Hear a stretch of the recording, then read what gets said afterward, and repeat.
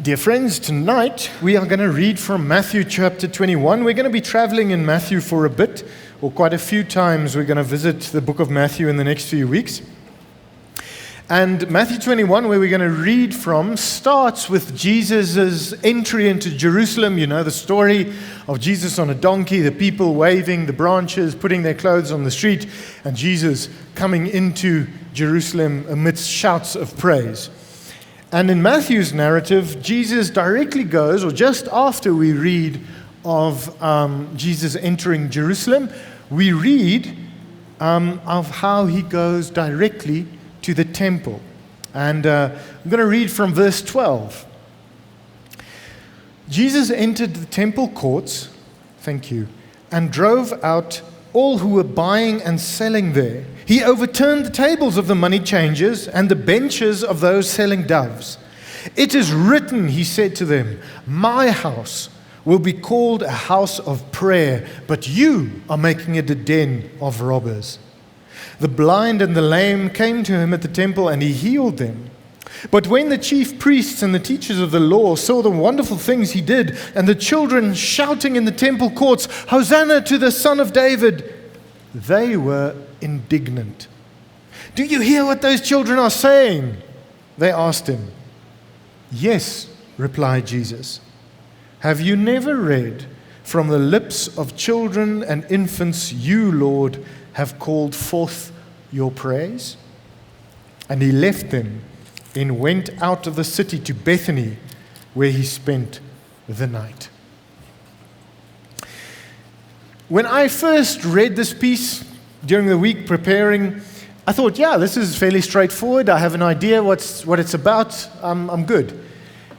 And then I started reading what various scholars have written, and I realized there's a few different perspectives on this text and on why Jesus did what he did and what it means. And I just realized how the Bible always has a depth to it that is difficult to get to in one service, you can't say everything about a text in one service. So we'll just be looking at a few aspects of this story this evening.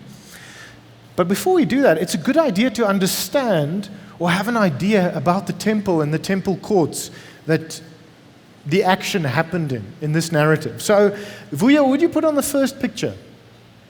That is a scale model of what the temple and the temple area might have looked like in the time of Jesus. And if you look at how big the houses were there in the background, if they're to scale, you realize this is a large area.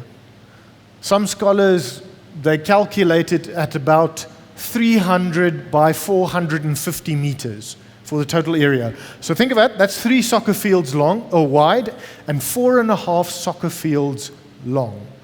That is a huge area. The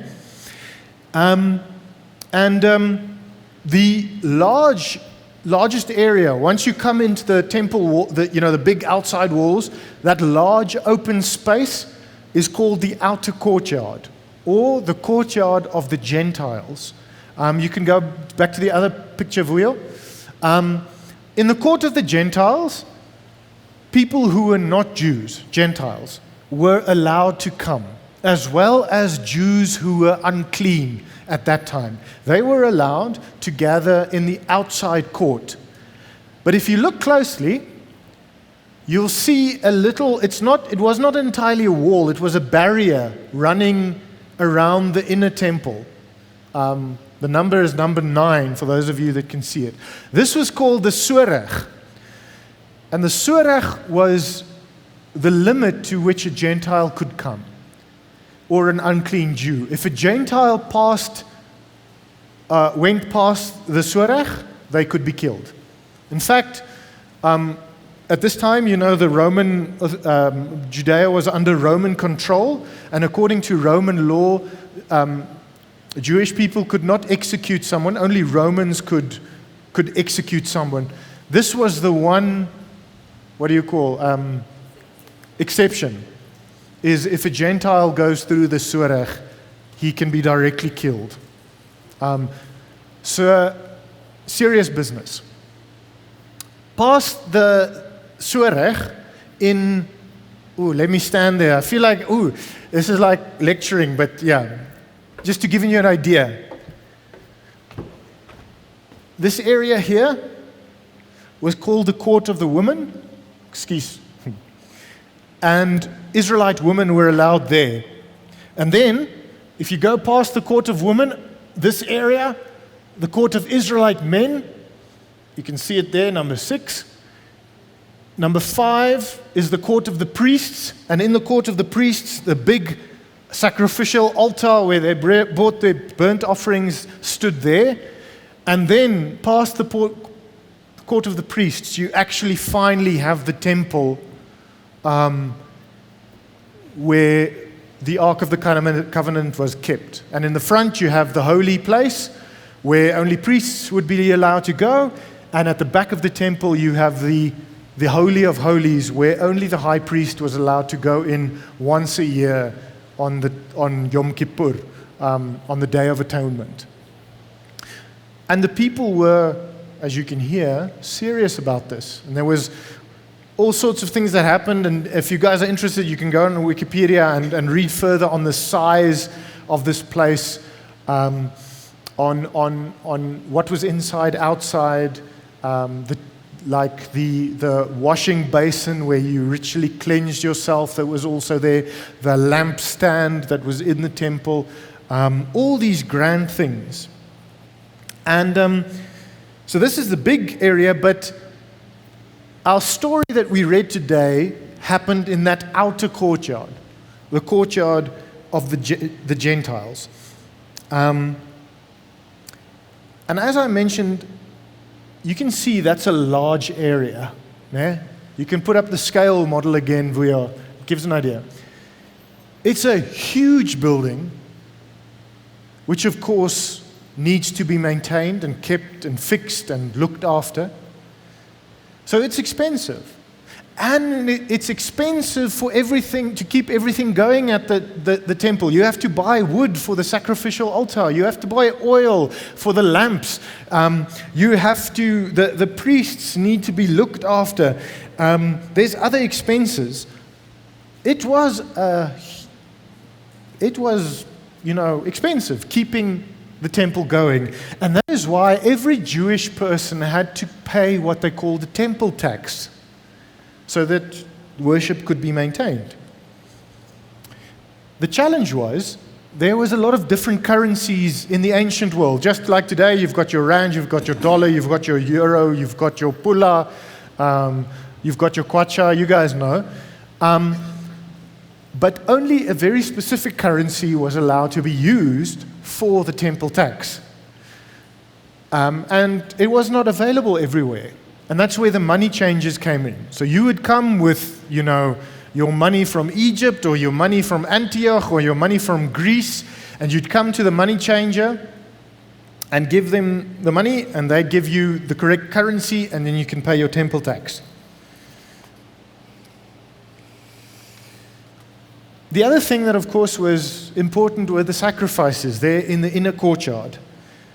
And if you read the Old Testament, you'll see when it started, when Israel was still going through the desert, it was said that every family can bring an animal from their own flocks, which at that time, was okay because people had animal flocks. Although there were very specific requirements about the animals. No blemishes, nothing wrong with it, all these things. But now, hundreds of years later, after the Exodus, in the temple, you arrive at a few problems because economic and social things have changed. Not everybody has flocks anymore. Some people are doing, they're now pottery makers or whatever, so they don't have animals. So if you don't have an animal to sacrifice, what do you do? Or maybe you do have a flock of animals, but that year no animal without blemish is born. No animal that is acceptable for an offering is born. So what do you do? Or you're a pilgrim from a faraway place. Remember, Jews lived far and wide in that time. And now you're going to Jerusalem to bring your offering from Egypt, but your animal dies along the way. What now? So to solve this problem, there was a place where you could buy the correct animals for the burnt offering, but initially it was at the Mount of Olives, so not at the temple, a little way away. But later it moved into the outer court of the temple. Now this story happens close to Passover, the biggest Jewish feast of the year. So that place had thousands of people gathering in there, together with the animals being sold, doves, cows, sheep, together with the money changers. It was like Christmas time in the mall. It's busy, busy, busy, busy. Everybody's moving, everybody's buying, selling, businesses in the air. And it is into this throng and into this atmosphere that Jesus walked that day, looked around, and started throwing over the tables and the chairs and the money, scattering it everywhere, chasing people away and reprimanding them for what is happening. Quite a dramatic sight, it must have been. And the first reason that scholars give for why Jesus does this is because he was acting against economic exploitation of especially poor people. Economic exploitation using religion. Because remember, there's two things. First, the money changers. As I mentioned, you need to have the correct type of money to pay the temple tax. But the money changers, according to some scholars, would ask quite a bit extra for the service they rendered. So you're not just changing your money, you're paying to have your money changed. And apart from the tax itself, which was already for some people quite something, because if I remember correctly, and you guys can fact check me, but I think the temple tax was equal to 2 days of labor for an ordinary person. So you're paying 2 days of wages to the temple, and on top of that, you're paying just to be able to pay. So the money traders are doing a wonderful, brisk business with the currency changing. But then also the animal sellers. Here we read just of the doves, but in other Gospels you will also read in John you read of cows or cattle and sheep as well. And the thought is there that they'd also push up the price of these animals because they know these people need to bring an offering. They don't have an animal with them, so they're desperate, so let's just push up the price of a cow. So once again, economic exploitation taking place, especially toughest on poor people who wish to worship, but now have to go through this. That religion is being used to exploit poor people. And Jesus' actions are a dramatic way of acting against this. Jesus' actions are a judgment upon this way of doing things. He's telling them, listen, this is not a den of robbers. And we should think deeply about this, because the unfortunate reality is that throughout history, religion has been a useful tool in making money. That's a very sad reality. In the time of the Reformation, the reformers got angry against the church because at that time, the church was selling a thing called indulgences. You pay the priest, and he gives you a letter getting you time off in purgatory or for a loved one. Purgatory is sort of like hell, but you can get out. So now, they would say, okay, you give 10 rand, you've got 10 years less. You've got 100 rand, you've got 100 years less. You can see how that can be misused. And in our time, you got some, in the US, there's unfortunately a lot of stories, send your dollars in the envelope, we'll pray for you over here. Televangelists making money It was terrible to me. A few years back, there was an American televangelist he'd already purchased 3 private jets. He wanted to purchase a 4th one. I think he'd sold the other 3, but fact remains he wanted to buy a new private jet. And when asked about it, can't you just fly in a normal airplane? No, he can't fly with the sinners and all the demons in a normal airplane. I would be like, dude, you're an evangelist, and they're in an airplane. They can't go anywhere. This is your perfect opportunity to go preach. But no, I must have a private jet. Serious. But it's not just far away in Europe and the US. We know this in our own country as well. We see many examples of this. Buy this holy water from this special holy man. Things will go all right for you. Or be anointed with this oil, and things will go all right. Or you'll receive this miraculous healing. All of these things. If you can pay, if you can take out the wallet and give the necessary cash. This week, I was in a meeting of the larger church, and I met the student pastor who was pastor of this church maybe about 15 years ago, Sean Darker. He was before you as well, Marianne, or were you here already? Before you. Sean tells me while he was here, there were certain pastors that would go into Koffsie campus there at the UL Hall and have a big service. And if you could pay, they'd bless you and anoint you so you would do well in your exam. Man, I would have been rich if I had done that. I mean, you can see how open this is for misuse. But Jesus' actions is a judgment against things like this. It's a warning to us. May the church and our congregation not become a place where your relationship with God depends on your financial ability. That money does not determine if you may worship or pray or be helped or be welcomed. And that if ever we were to go in that direction, we should not be surprised if Jesus, in a different way, comes and turns over the tables and says, "What are you doing?" So that's the one reason for Jesus' actions. But there's also maybe another reason, and some scholars are more in favor of this reason because they say we don't have enough writing on the economic exploitation, and we should rather look at the scriptures Jesus quotes. And they also point out Jesus is not just judging the sellers, he's actually judging the buyers as well, if you read carefully. He's judging everybody there.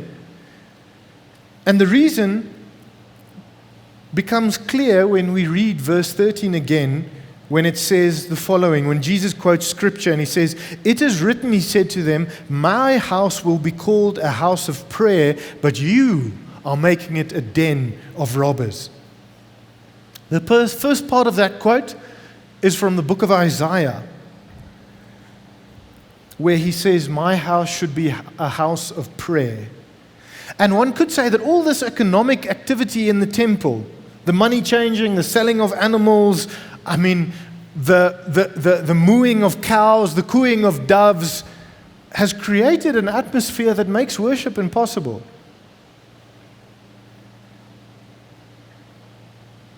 We know, yes, the money changers and the selling of animals, when it was done correctly, was needed. But why couldn't they do it at the Mount of Olives like they had in the past? Why now in the temple? Imagine trying to focus on God and there's a cow mooing next to your ear.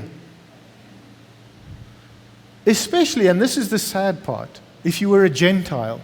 If you were an Israelite, you could continue past the outer courtyard into the inner courtyard and focus on God there. But if you were a Gentile, you're stuck there with all this shopping around you. And there were Gentiles, non-Jews, who were very interested in Israel's religion and the God of Israel, who were drawing closer. But now you come into this area, the only space you could perhaps worship this God that you are interested in, but all you find is a marketplace. Jesus' actions, I think, are partly against that. But the next part, where he quotes from Scripture saying, "You have made my house a den of robbers," gives a really interesting idea. Because Jesus quotes from Jeremiah 7, specifically verse 11. And if you turn to that chapter in your Bible, in the NIV, it says, "False religion is worthless." And I'm going to read to you a few verses around verse 11, which Jesus quotes. It says, "Will you steal and murder, commit adultery and perjury, burn incense to Baal, and follow other gods you have not known, and then come and stand before me in this house which bears my name and say, 'We are safe'? Safe to do all these detestable things? Has this house which bears my name become a den of robbers to you? But I have been watching, declares the Lord." In these verses and the previous ones in Jeremiah 7, we see how the Israelites are committing various sins, horrible sins in their daily lives, but then they go to the temple and say, "We're safe. It's all good. Let's bring an offering." That we can just continue doing all these horrible things, as if Israel had the idea, "Listen, man, live as you like in your daily life, sin as you want, just come to the temple and do some nice religious things, and everything will be okay." But God is not fooled by this. He says, "Do you think I'm not seeing this?" And he condemns what they are doing. And he says, "I'm going to reject you. I'm going to let what happened to Shiloh happen to Jerusalem." Basically, it's going to be destroyed. And now Jesus comes and he quotes these words of a robber's den to the people of his day. He's making a connection between the actions of Israel in the past and the actions of Israel that day. And think about this, né? A robber's den, a robber's hideout. Né? A criminal doesn't do the crime in his home base where he feels safe. Né? He goes out, he does the crime outside, and then comes back to his base where he feels okay. So from this perspective, Jesus' actions and his words are a judgment to the people, because he's saying, you guys out there are living a criminal life, a sinful life, doing what you want, and then you come back into the temple and play nice before the God and do all the nice, correct things, and you think you're okay. That's not acceptable to God. Not then, not now. Jesus condemns any action that says, look, man, in your personal life outside the church every day you can do what you want just as long as you do okay things in the church. Jesus says to them, he's judging them, and indeed, a few decades after this, the temple was destroyed. In Jeremiah's time, God judged them, the temple was destroyed. After the people came back, it was rebuilt to the temple that we saw now. But after Jesus' judgment, the Romans came in about 69, 70 AD and flattened the temple so that all that remains today is the Western Wall. And we should pay attention to this. Don't think we can ignore God's will in our daily lives and then come to church and think everything is okay.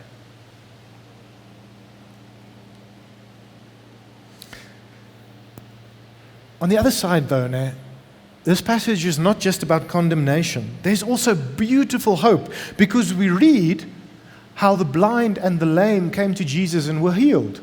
Think of what a dramatic scene. Jesus has just thrown everything onto the floor. The coins are lying everywhere. People have eyes this big. And then this lame person or this blind person comes before the Lord and he heals them. What a moment. Finally, these people that never had a place in society have the opportunity to have fellowship with God. Because remember, people like them were never allowed past the outer court. They were permanent outsiders. But Jesus receives them and heals them. And in fact, he becomes the one through whom they can have fellowship with God. Because as we learn from the Gospels and the further New Testament, in the end, Jesus is the one, not the temple, through whom we may know God. And as Jesus heals these people, the children there shout, "Hosanna to the Son of David," the same thing the adults shouted earlier the day when Jesus came into Jerusalem. And it must be so beautiful, little kids seeing these miracles happen before their eyes, and them, you know how excited a little child can get, and singing, "Hosanna, Hosanna to the Son of David." Beautiful. And Hosanna, the phrase, I don't know if you know, but Hosanna means save us. It is a plea, it is a prayer. And now, in front of the people in the temple courts, this prayer is answered for these blind and lame people. They are saved from their predicament. And the children see it, and it is wonderful to them, but not to the leaders of Israel and the chief priests and the teachers of the law. No, they don't like this. They are indignant at what is happening, and they come to challenge Jesus about it. And that made me pause. That made me stand still for a moment, because can you be so narrow in your views, so stuck in your ways of thinking, or rigid in your thoughts in how things should be, that even in church, that when the Lord actually does something wonderful, you totally miss it because it doesn't fit into the way you think things should happen? In fact, they don't just miss it, they show disapproval. And can you think of a bigger tragedy than that? Like if tonight the Lord came in front of us and healed someone, and I'm like, "No, Jesus, man, this was too early. We don't do this in the service yet." I mean, it's a tragedy if we reach that point. But sadly, not a complete surprise. Because as Jesus said earlier in Matthew in chapter 11, "I praise you, Father, Lord of heaven and earth, because you have hidden these things from the wise and the learned and revealed them to little children." Or in chapter 19, "Let the little children come to me and do not hinder them, for the kingdom of heaven belongs to such as these." What do you say if someone comes to you like that?